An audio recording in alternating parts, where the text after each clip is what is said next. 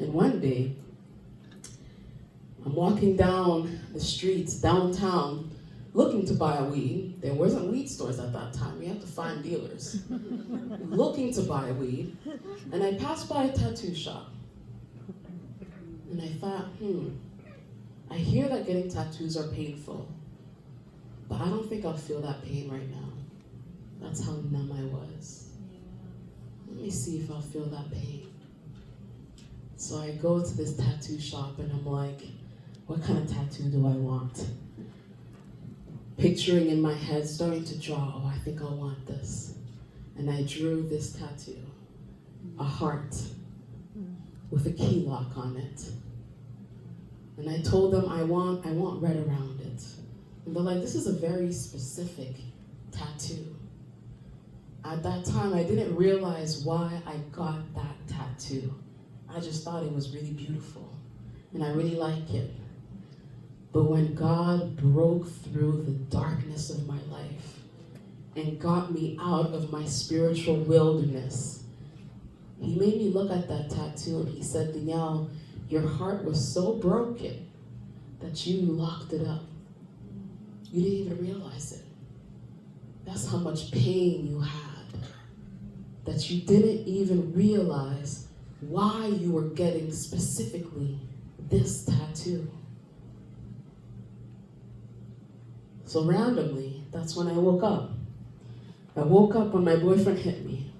I woke up when I lost all my friends, lost a relationship, realized I was completely alone, addicted to weed and alcohol, and so much pain, so numb, that I'm getting something permanent on my body. And guess what? It actually didn't hurt. But that's because I was so numb. I was in so much emotional and mental pain. So that's when I woke up. Woke up one Saturday morning early and I said, I want to go to church. Let me just step in church and just see. I'm tired of just drinking. I'm tired of just smoking. I'm tired of just going to parties. I'm tired of the same conversations. Everyone that I see, all the friends I had, I see that when you look in their eyes, they're empty and they're sad and they're numb. I see it.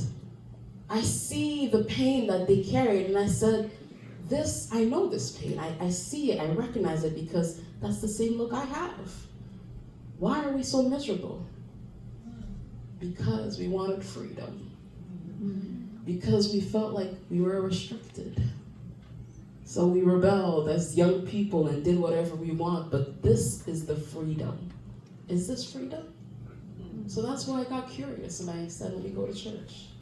I went to church and I sat all the way at the back. Because remember, I'm not talking to my parents. I don't want to see my siblings, so I sat all the way at the back. And before closing song, I got up and left. Just in case someone would see me. I go home and I sit on the edge of my bed.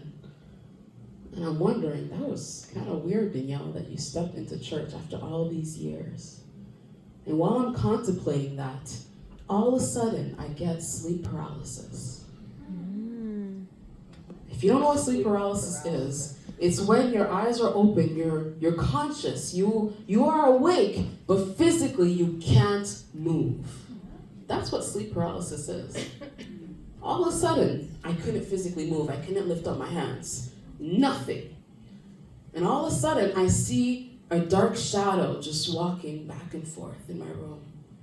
And all I could do is just look at it. All I could do is just look at it, just walking around. And I was terrified. Because this shadow, whatever it was, looked very comfortable in my apartment. This is your apartment. This isn't mine. Looked very comfortable, just walking around. It's God turning on the light. This is what you're living in, Danielle. Stepping outside of my vault. This is what you're living in.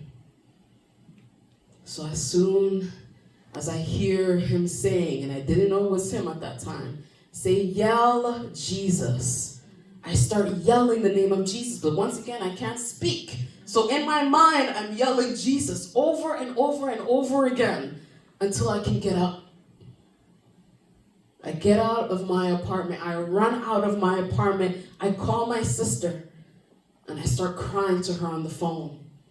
And she prays with me, and she says, it's okay, you're safe. I said, I don't want to sleep in this apartment. I want to get out. And when I had calmed down, I started thinking, because remember, I'm rebellious, right? I started thinking, if this negative spirit is walking around my house the day I go to church, that was threatening for it. I mean, something really doesn't want me to know who God is.